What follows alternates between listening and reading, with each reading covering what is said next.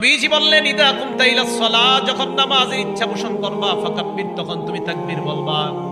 তাকবীর বলার পর ফাকরা মা তায়াসসারা মাকা মিনাল কুরআন, কোরআনের যেই জায়গা সহজ ওই জায়গা থেকে পড়বা। এবার শুনেন, পড়ার পর সুম্মার কার পর রুকু করবা হাত্তা তাতমাইন্না রাকিআ, ধীর স্থিরতার সাথে রুকু করবা। যতক্ষণ তোমার ইতমিনান না হয় ততক্ষণ তুমি রুকুতে থাকবা। এরপর আল্লাহ নবী বলেন সুম্মার ফারাসাকা মিনার রুকুই হাত্তা তাতাদিলা কাইমা, এরপর রুকু থেকে দাঁড়াইবা, সোজা হয়ে দাঁড়াইবা, বাঁকা হয়ে থাকা যাবে না, হ্যাঁ সোজা হয়ে দাঁড়াইবা। আমাদের অনেকে এইভাবে বাঁকা হয়ে থাকে আর বুঝায় ও ইমাম সাহেব তাড়াতাড়ি সিজদায় যান, আমার কাজ আছে তো তাড়াতাড়ি সিজদায় যান। কষ্ট নিয়েন না, যাদের মাজায় সমস্যা ভিন্ন কথা, যারা এমনি কুজা এদের জন্য না এটা।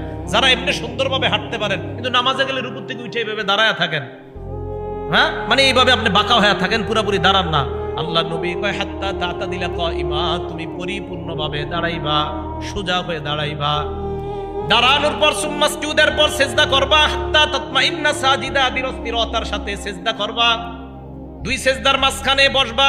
এই দুই সেজদার মাঝখানে অনেকে এইভাবে বাঁকা হয়ে থাকে, ঠিক না? দুই সেজদার মাঝখানে মানে উঠে বাঁকা হয়ে থাকে, হুজুর আরেকটা সেজদা তাড়াতাড়ি দেন, এইভাবে থাকে। মনে রাখবেন, বাঁকা হওয়ার এই বাঁকা হওয়াটা যদি বেশিরভাগ নিচের দিকে থাকে তো আপনার তো সেজদা একটা হইল। আরে বাঁকা হওয়া যদি বেশি নিচের দিকে থাকে তো আপনার সেজদা দুইটার দেওয়ার কথা না, তো আপনার তো কোনো ওজোর নাই, আপনি ইচ্ছা করে এইভাবে রয়েছেন, মানে আপনি এক সেজদা থেকে এখনো উঠেন নাই, দুই সেজদার মাঝখানে আপনি বসেন নাই। আল্লাহ নবী বললেন এইভাবে দুই সিজদার মাঝখানে বসবা।